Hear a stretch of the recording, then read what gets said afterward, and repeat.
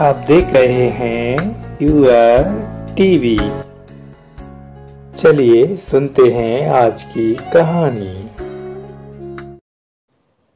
आज सुनिए जापानी लोक कथा पहाड़ी नाशपतियाँ। जापान के एक छोटे पहाड़ी गांव में एक औरत अपने 3 बेटों के साथ रहती थी। बच्चों के पिता नहीं थे, इसलिए माँ को बच्चों की देखभाल करने के लिए बहुत परिश्रम करना पड़ता था। एक दिन वह बीमार पड़ गई। बिस्तर पर लेटे लेटे धीमे से बोली, मैं मीठी मीठी पहाड़ी नाशपतियाँ खाना चाहती हूँ। काश अगर मुझे ये मिल जाती तो मैं बहुत जल्दी स्वस्थ हो जाती। माँ की बात सुनकर सबसे बड़ा लड़का साबूरो बोला, माँ, मैं कल ही पहाड़ों पर चढ़कर आपके लिए बढ़िया नाशपति लाऊंगा। दूसरे दिन सुबह साबूरो पहाड़ की सड़क पर चलते चलते एक सुनसान घने जंगल में पहुंच गया। वहां सड़क के किनारे चट्टान के ऊपर एक सफेद बालों वाली बुढ़िया बैठी थी। साबूरो, साबूरो, तुम कहाँ जा रहे हो? उसने मुस्कुराकर प्यार से पूछा। मैं अपनी बीमार माँ के लिए पहाड़ी नाशपतियाँ लेने जा रहा हूँ, साबूरो ने बिना रुके अधीरता से जवाब दिया। बुढ़िया सिर हिलाते बोली, अगर ऐसा ही है तो मेरी बात ध्यान से सुनो। तुम अगर इसी सड़क से चलते चले जाओगे तो तुम्हें 3 पगडंडियां मिलेंगी। इन पर तुम्हें एक बांस के पेड़ खड़े दिखाई देंगे। वे सब पेड़ हवा में झूमते झामते तुम्हें गाना सुनाएंगे। जाओ जाओ गासा गासा, नहीं जाओ गासा गासा।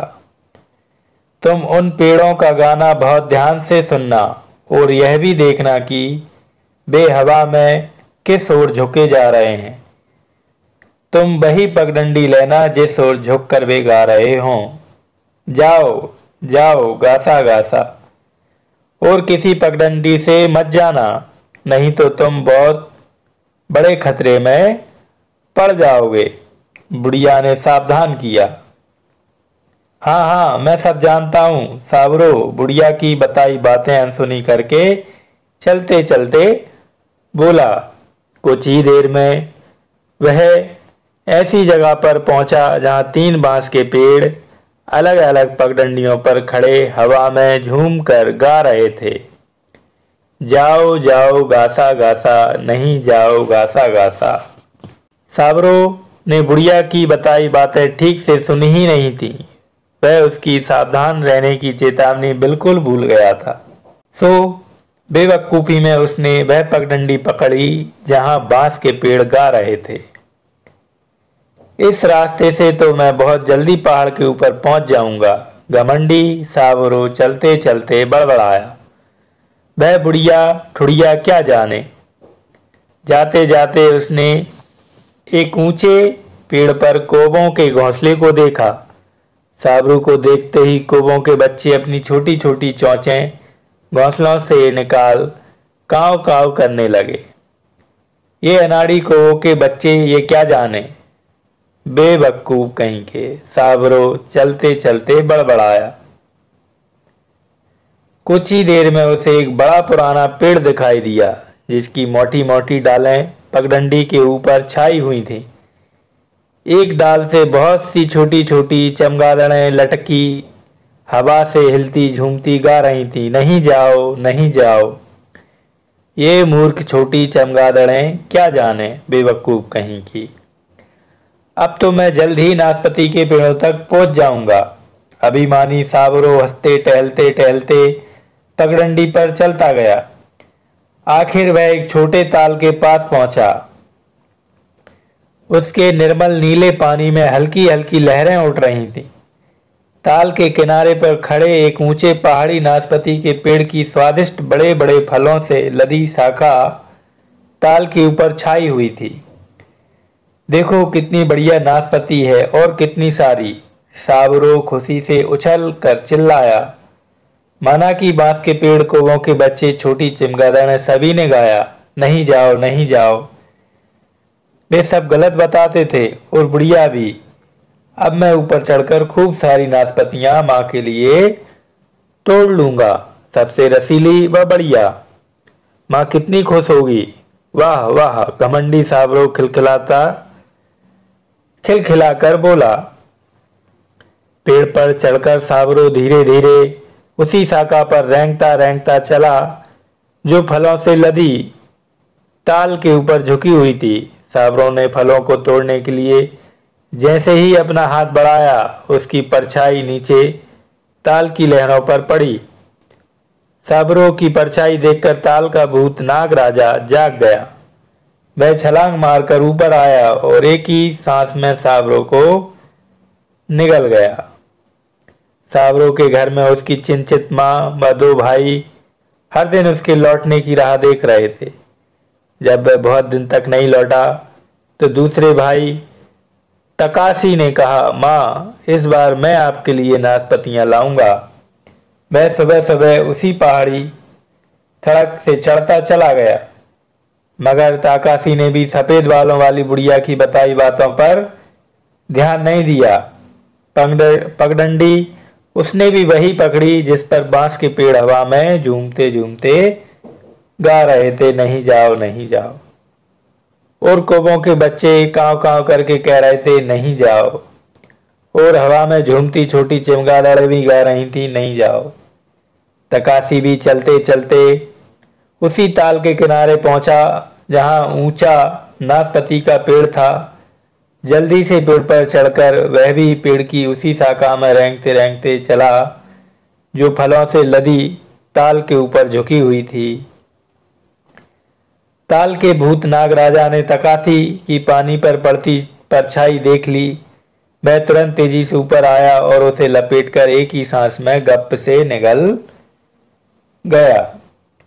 इधर घर पर चिंतित माँ व सबसे छोटा भाई सिनकीची हर दिन बड़े भाइयों के लौटने की राह देखते।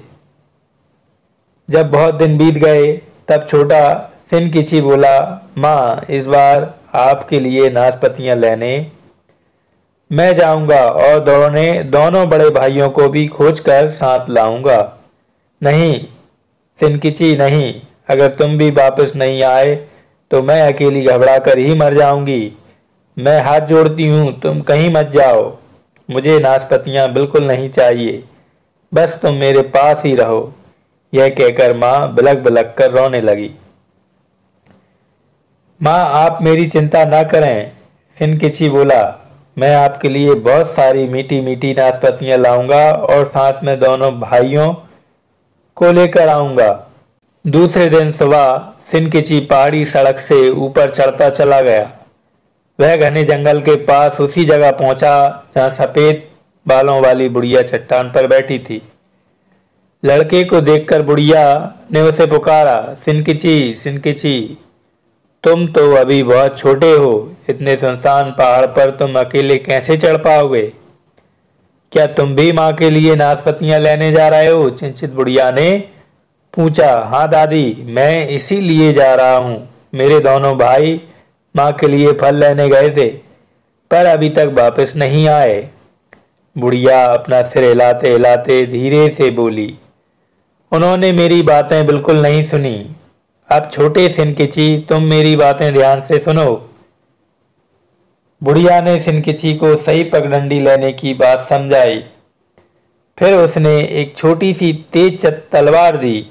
जब तुम खतरे में पड़ जाओ तब ऐसे काम में लाना, बुढ़िया बोली।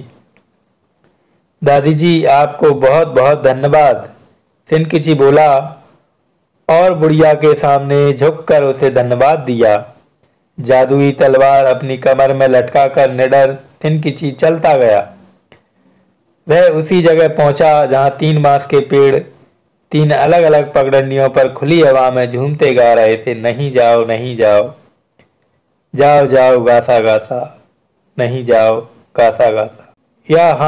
यहाँ मुझे कोई गलती नहीं करनी है, सिनकीची बड़बड़ाया। यहाँ बहुत सोच समझकर चलना होगा। उसने ध्यान से देखा कि बांस के पेड़ किस तरफ झुक रहे हैं। उसने और भी ध्यान से सुना कि वे क्या गा रहे हैं।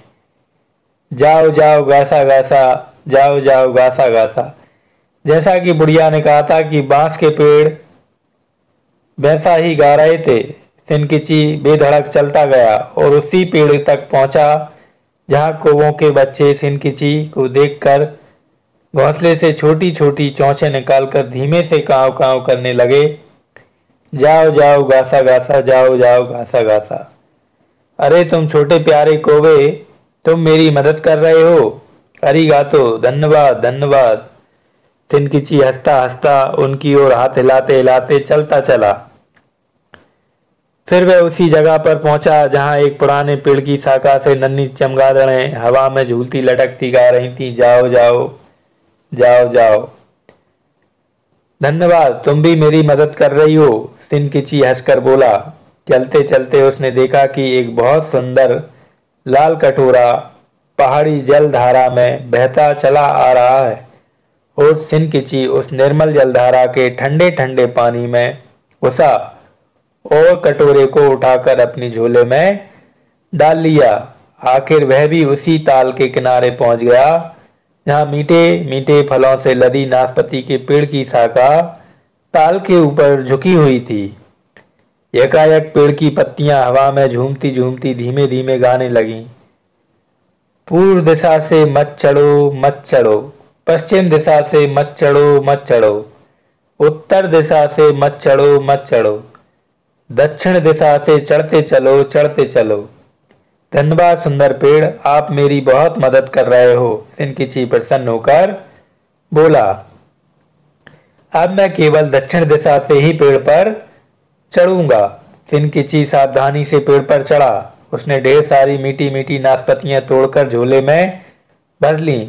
फिर खुशी खुशी नीचे उतरने लगा, मगर जल्दी जल्दी में उसका पैर पेड़ की उसी शाखा पर पड़ गया जो पश्चिम दिशा की ओर ताल के ऊपर झुकी हुई थी। सिनकिची की परछाई पानी में देखकर ताल का भूत नाग राजा उसे भी निगलने के लिए ताल से ऊंचा उछला, लेकिन साहसी सिनकिची ने बुढ़िया से मिली जादुई तलवार तुरंत खींचकर पूरी ताकत से नाग राजा पर वार कर दिया।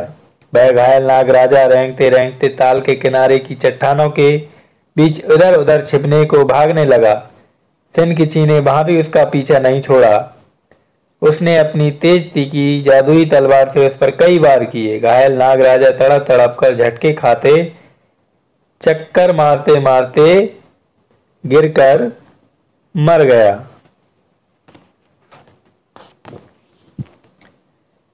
यकायक हुई सिनकिची या कहीं से धीमी धीमी आवाजें सुनाई पड़ी।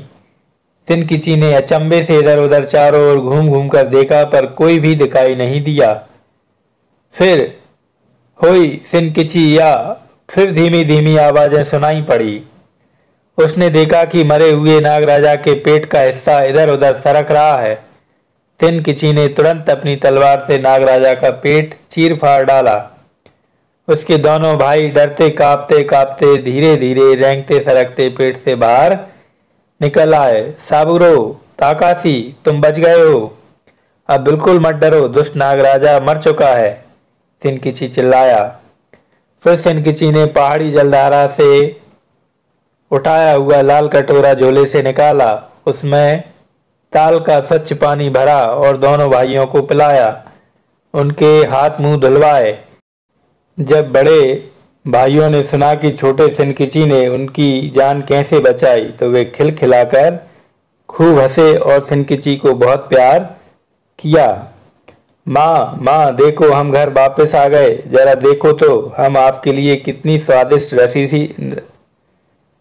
रसीली नाशपातियां लाए हैं। माँ के सामने मीठे मीठे फलों को रखकर तीनों लड़के हंसते बोले, बहुत धन्यवाद मेरे प्यारे बच्चों, विशेषकर मेरे बुद्धिमान छोटे सिनकिची, माँ अति प्रसन्न होकर बोली।